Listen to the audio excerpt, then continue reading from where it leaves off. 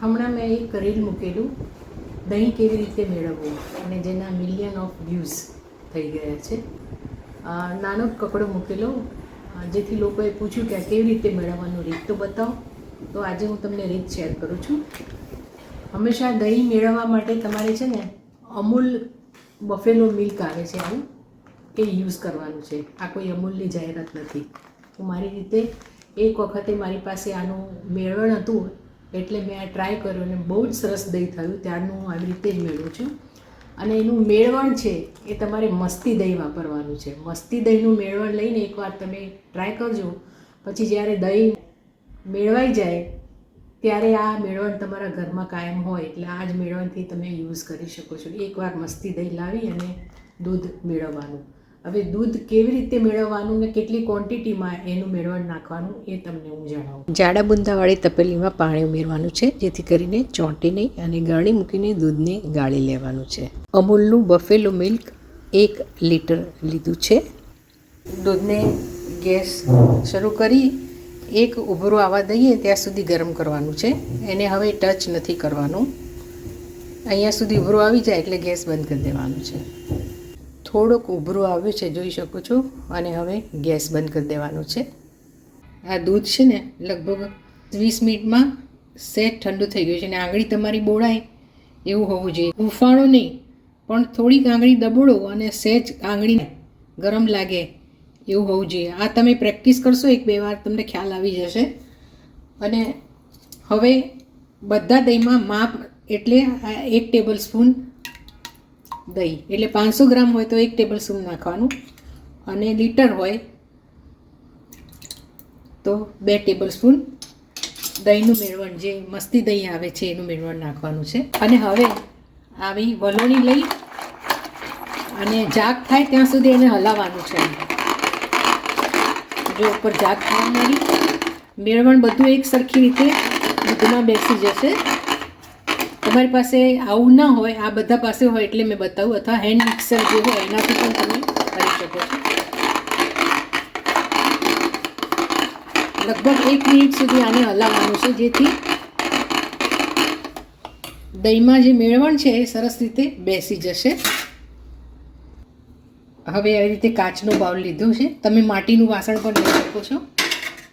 માટીનું આ સાઈઝનું મારી પાસે નથી, બહુ જ મોટું છે એટલે મેં આમાં કાચનું છે. કાચમાં બહુ સરસ થાય છે, અથવા સ્ટીલનું પણ વાપરી શકો છો. તરત જ એને ઉમેરી દેવાનું છે. આ બીજું એક મારી પાસે આવું એક છે કાચનું નાનું, જે રૂટીનમાં ઘણી વખત શું થતું હોય છે કે દહીં જ્યારે કાઢીએ ત્યારે ફેંદા ફેંદ થતું હોય છે, એટલે હું હંમેશા નાનું એક પહેલાં કાઢું અને પછી બીજું વાપરું. તો આને ઢાંકણું ઢાંકી દઈએ છીએ.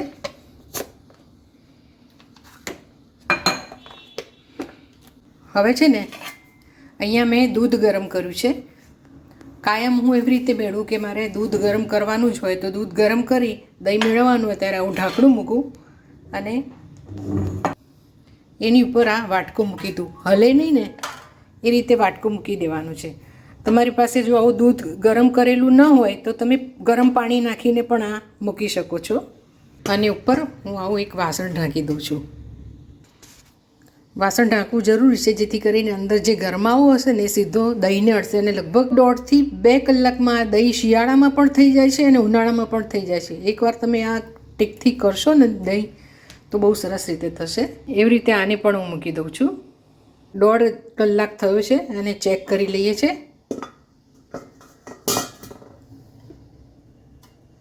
જો આ દહીં સરસ રીતે થઈ ગયું છે અને એને હલાવ્યા વગર ફ્રીજમાં મૂકી દઈએ છીએ.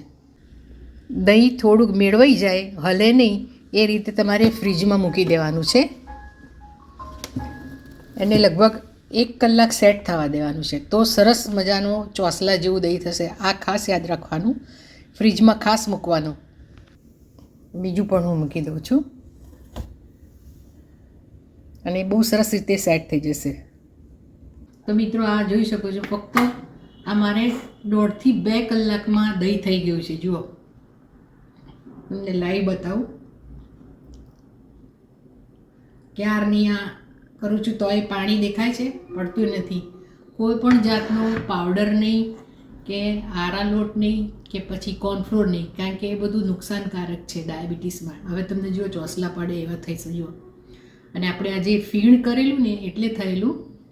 અહીંયા દેખાય છે ને જાગ, વલોણીથી તમે એને ફેરવશો અથવા હેન્ડ મિક્સર હોય એનાથી તમે ફેંટશો ને તો ઉપર આવી જાગ થઈ જશે.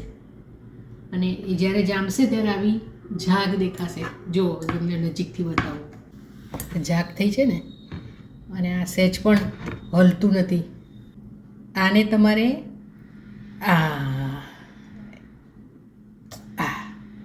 છે ને, અને અહીંયા પાણીનો ભાગ પણ નહીં દેખાય. જુઓ તમે, એકદમ ચોસલા પડે એવું દહીં થાય છે. અને ખાવામાં તો બહુ મસ્ત લાગશે.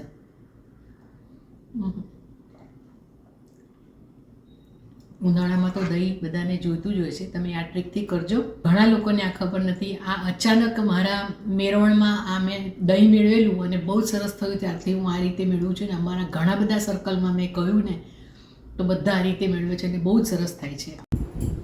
હવે જ્યારે હું દહીં મેળવતી ત્યારે થોડાક વિડીયો બનાવતી. તમે જોઈ શકો છો કે શ્રીખંડ માટે મેં આ રીતે દહીં તૈયાર કરેલું અને ફ્રીજમાં મૂકીને કાઢ્યું, કે જેના આ જ બતાવેલું ને જેના મિલિયન ઓફ વ્યૂઝ થઈ ગયા. અને બધાએ પૂછ્યું કે કેવી રીતે મેળવ્યું. અને તમે જોઈ શકો છો કે એકદમ ચોસલા પડે એવું દહીં થાય છે. કોઈ પણ જાતના પાવડર યુઝ કર્યા વગર નેચરલી આ દહીં થશે. એકવાર પ્રેક્ટિસ થશે તો તમે ખૂબ સરસ રીતે બનાવશો. આ બીજી વખત જ્યારે દહીંવડા બનાવવાના હતા ત્યારે આ દહીં મેળવેલું ને બહુ સરસ થાય છે. પ્રોસેસ બધી જ બતાવવાની હતી, કોઈ પ્રશ્ન ના કરે એટલા માટે થોડુંક વિડીયો લાંબો થઈ ગયો છે, પણ તમને કામ લાગશે. આ પણ એટલું જ સરસ થાય છે. તમે જોઈ શકો છો. જેટલી વાર એકવાર ફાવટ હશે એટલે તમારું દહીં ક્યારેય નહીં બગડે. એટલું ખાસ યાદ રાખવાનું કે અમૂલનું ગોલ્ડ પણ નથી વાપરવાનું. બફેલો મિલ્ક અને મેળવણ માટે મસ્તી દહીં જ વાપરવાનું છે.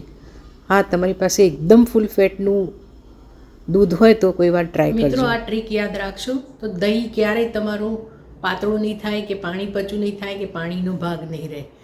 બહારના દેશોમાં દૂધ અલગ આવે છે અને મેળવણ પણ અલગ હોય છે. અમૂલનું જો કે આજકાલ હવે અમેરિકામાં પણ મળવા માંડ્યું છે, તો અમેરિકાથી જે લોકો જોતા હોય એ લોકો ખાસ આ ટ્રીકથી તમે બનાવજો. બહુ સરસ થાય છે. બહારના દેશોમાં દહીં બનાવવાના ધાંધિયા બહુ હોય છે, કારણ કે મેં જોયેલું છે આમ તાર થઈ જાય. જો મેળવણ સરખું ન હોય તો તાર થઈ જાય.